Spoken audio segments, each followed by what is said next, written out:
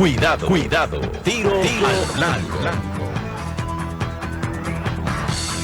Bueno, Uribe, Álvaro Uribe Vélez de Colombia, un genocida con miles de muertos, ha sido condenado solo por soborno y por un fraude en el proceso judicial. Miren ustedes, al carajo los muertos, los falsos positivos en Colombia, miles, los muertos con motosierra,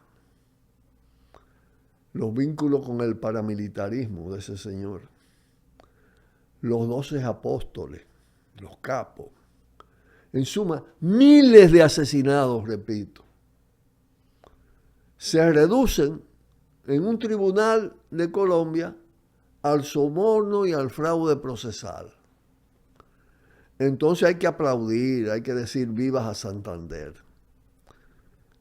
Pongan atención porque vamos a ilustrar con un flyer, un pequeño afiche hecho por Alfredo Pierre sobre ese tema, ¿no?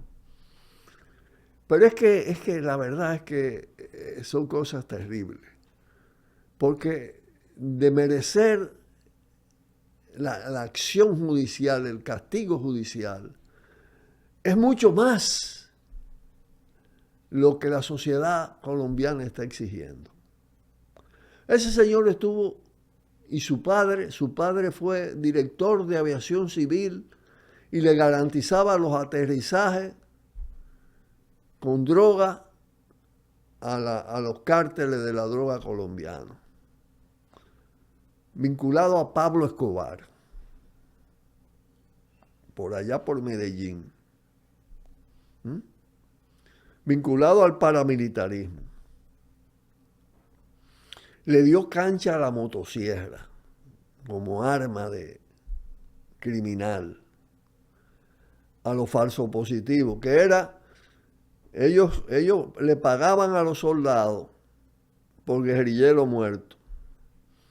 Y lo que hacían era que mataban jóvenes de los barrios y lo presentaban como guerrillero. Le ponían una ropa guerrillera, militar, y lo presentaban. Eso se llamó en Colombia los falsos positivos. Pero en un momento determinado, Uribe tuvo una ficha de la DEA de los Estados Unidos. Tiene la ficha de la DEA. En otros momentos yo la he publicado. Pero además estuvo vinculado al genocidio de la Colonia 13, más de 2.000 asesinatos, que tuvo a cargo de un general muy vinculado a él, que fue embajador aquí, el general Montoya. El general Montoya aquí también planeó matarme a mí. Y hizo alianza con Guzmán Fermín. Y lo denunciamos oportunamente, en 2 ocasiones. Pero fue el que le presentó a Leonel Fernández, a través de Guzmán Fermín, le presentó a Arturo del Tiempo Márquez, el de la Torre Atiemar, el capo de la droga de Barcelona, que le cogieron, creo que fue el tercero o segundo cargamento de droga allá en el Estado español, en uno de los puertos. Pero además sobornaron y tenían cogidos los jefes militares de entonces, los jefes militares leonelistas. Hubo un vínculo, por eso yo digo que Leonel tiene mucho de narcopresidente, ¿no? Porque eso no es cualquier cosa de la que estamos hablando. Entonces, ahora aparece la condena, ¿no? Pero Uribe fue el que fue a la OEA a acosarme a mí de terrorista. Incluso presentó el tema, pues eso se publicó por la televisión internacional. Pero es el padrino de Duque, el de la gran matanza, cuando las grandes movilizaciones. son hijos de la narcopolítica, son hijos de la narcoeconomía, vinculados a lo peor, que es al paramilitarismo. Y todavía esa gente tiene presencia política legal en Colombia. Por eso no es extraño ver aquí lo que está pasando, ¿no? Ver a un PLD, a una Fuerza del Pueblo, a Leonel, a Danilo, pontificando sobre la política dominicana. La verdad que eso ofende la inteligencia de este pueblo. Y eso lo ha protegido Luis Abinader y esa oligarquía de la cual estamos hablando. De manera que está clarísimo. Hay un proceso de ganterización del capitalismo dominante y todos estos factores, todos estos componentes, partidocracia, élite capitalista, generalato, están bajo esos vínculos, ¿no? Por eso hay que decir que este pueblo tiene que tomar otro camino. Y que incluso el pueblo uniformado, los militares de abajo, del medio y de abajo, que no tienen esas responsabilidades, tienen que verse en esos espejos y reaccionar y contribuir a que definitivamente esta ruta penosa, lamentable, de más de 60 años de contrarrevolución, ahora con un conservadurismo y con presencia del neofascismo, sea finalmente conjurada. Bueno, y con esto nos despedimos de ustedes, pero antes de despedirnos, vamos a presentar primero un video de 1 minuto. Es un periodista palestino que desde la Franja de Gaza nos pide que utilicemos de esta manera 1 minuto. Escuchémoslo a él.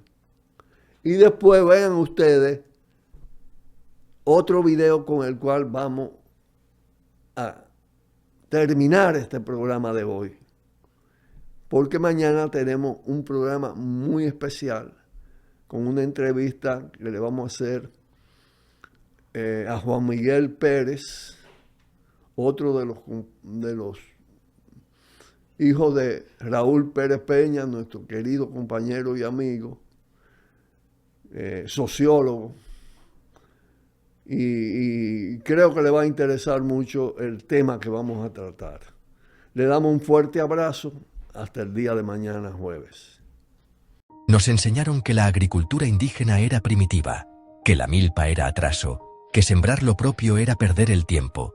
Nos dijeron que el futuro venía en cajas, que lo moderno se cultivaba en paquetes, que la comida con marca era mejor que la comida con historia. Y así empezó la amputación. Le cortaron la raíz al continente, le llamaron Revolución Verde, pero no fue verde ni revolución, fue un desarme encubierto. Nos quitaron el maíz y nos dieron deuda, nos arrebataron la autonomía y nos vendieron dependencia. La semilla dejó de ser herencia y se volvió patente. Y lo que antes se sembraba con luna llena, ahora se firma con contrato. Ninguna guerra destruyó tanto sin disparar una sola bala. La milpa era más que comida, era filosofía, era medicina, era lenguaje. Cada semilla guardaba siglos de saberes, cada surco era un archivo. Pero para las fundaciones extranjeras, Rockefeller, Ford, USAID, todo eso era estorbo. Había que borrar lo diverso, lo local, lo libre.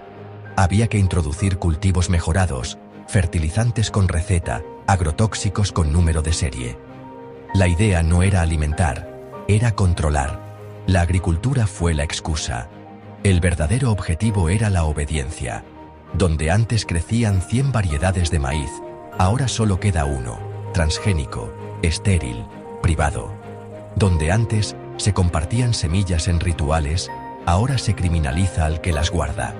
Donde antes había mujeres sembrando memoria, ahora hay hombres fumigando con máscara. Lo que antes fue cocina sagrada, ahora es góndola y marketing. Y lo más trágico, nos convencieron de que eso era progreso. Nos vendieron productividad, pero dejaron hambre. Nos ofrecieron eficiencia, pero secaron el suelo. Nos prometieron tecnología, pero nos enjaularon en deuda. El campesino que antes alimentaba comunidades, ahora depende del banco, del químico, del mercado. El agricultor que antes enseñaba a sus nietos cómo hablar con la tierra, ahora firma pagarés para sobrevivir. Y el conocimiento, ese que venía desde el abuelo hasta la abuela, fue silenciado por folletos, por técnicos, por tratados de libre comercio. En México, desaparecieron cientos de variedades de maíz. En Colombia, a los guardianes de semillas los persigue la ley. En Paraguay, la soja transgénica desplazó pueblos enteros. Y en toda América Latina, el hambre crece a la misma velocidad que los supermercados. No porque no haya comida, sino porque ya no nos pertenece. Nos dijeron que lo hacían por nuestro bien, que era necesario modernizar, que el saber ancestral era atraso. Pero lo que hicieron fue vaciar el continente de su soberanía más básica, la de comer sin permiso. Porque quien no siembra lo suyo, come lo que le venden. Y quien come lo que le venden, piensa como el que lo alimenta. La colonización ya no entra por la espada, entra por el estómago. Hoy, muchas comunidades ni siquiera pueden sembrar sin pedirle permiso a una empresa. Las semillas no germinan si no se activan con un químico. Los suelos ya no dan si no se inyectan. Y la comida que llega a la mesa es cada vez más lejana, más procesada, más muerta. Lo llamaron seguridad alimentaria, pero lo que aseguraron fue el negocio. Mientras tanto, los pueblos que resisten lo hacen en silencio. Una abuela que esconde semillas como si fueran reliquias. Un joven que vuelve al campo para aprender lo que le dijeron que no servía. Un maestro que enseña cómo rotar cultivos en lugar de repetir marcas. Porque algo queda. Algo sobrevive. Algo germina en la grieta. Nos arrancaron la milpa, pero no del todo, porque la tierra tiene memoria. Y la memoria, cuando se siembra, vuelve. Nos arrancaron la milpa, pero no del todo, porque la tierra recuerda lo que la memoria olvida. Y cuando una semilla brota, no solo nace una planta, nace una desobediencia. Porque sembrar sin permiso en un mundo diseñado para el hambre, ya es un acto revolucionario. Israel es un proyecto colonialista de Occidente, que han creado las grandes potencias, pero no solo lo han creado, lo mantienen, lo financian, lo arman, lo protegen, lo blindan y lo promocionan como el modelo. Y por lo tanto, como es su proyecto, también embellecen su imagen y tratan de proyectarlo como un ejemplo, como un modelo a seguir. Y para esto, no solamente la prensa israelí, sino los grandes medios de las grandes potencias están al servicio del mismo proyecto, que repiten el mismo relato. No hay cabida para otro relato. Fíjese cómo en el año 1977, Naciones Unidas, en la Asamblea General, se calificó el sionismo como forma de racismo. 1977, menos de 50 años, hace 48 años. Y ahora se está castigando a cualquiera que cuestione el sionismo, que critique el sionismo y lo califican como antisemita. Pero este juego diabólico, y disculpen que lo diga, diabólico, de confundir los conceptos de una forma intencional. El ser judío, el ser israelí, el ser hebreo, el ser semita, el ser sionista, etc., lo presentan como sinónimos. Una cosa no tiene absolutamente nada que ver con la otra, pero absolutamente nada que ver con la otra. Mientras una cosa es una nacionalidad, el ser israelí, el ser judío una religión, el ser hebreo es una etnia, el ser semita es una lengua, el ser sionista es una ideología. Son cosas, no tienen nada que ver con la otra. Y lo presentan como sinónimos para chantajear a cualquier posible crítica a las políticas del Estado de Israel. Nosotros somos semitas. Y por favor, vuelvan a la definición del semitismo. ¿Qué es? Yo soy semita y soy anti-israelí, soy anti-sionista. Y no soy anti-israelí por ser anti-israelí. Estoy en contra de la ocupación israelí. Estoy en contra de esta ideología supremacista, racista del sionismo. Y que me digan que soy antisemita, si soy semita, pero siempre tendrán algo que decir, porque a los propios judíos que critican a las políticas israelíes, los califican como autoodio. Autoodio. Tienen autoodio. La verdad es que son muy ingeniosos, pero les está quedando corto. Gaza need your voice. By this way, when you go to the hospital to take painkiller for your headache, tell the people there here in Gaza Strip, we make a danger surgery without anesthesia. Tell them here more than 70% of our hospital are completely destroyed. When you have lunch with your family, with your friend, tell them here 2 million people in Gaza Strip facing a deadly starvation war. When you have coffee with your family, with your friend, tell them here 2 million people drinking from the sea water. If you want to buy a new home, tell him, tell them, tell your friend, tell your colleagues, tell your family here in Gaza Strip, we forced to evacuate our houses, our homes. When you call your sister, your brother in another country, tell her or tell him here in Gaza Strip, we don't have communication to call the ambulances to come to take the injuries from under the rubble. This is simple. This is what Gaza needed from you, because the silent give power to the killer to kill more and more and more. Believe me, Israeli army put 2 million people in the killing list,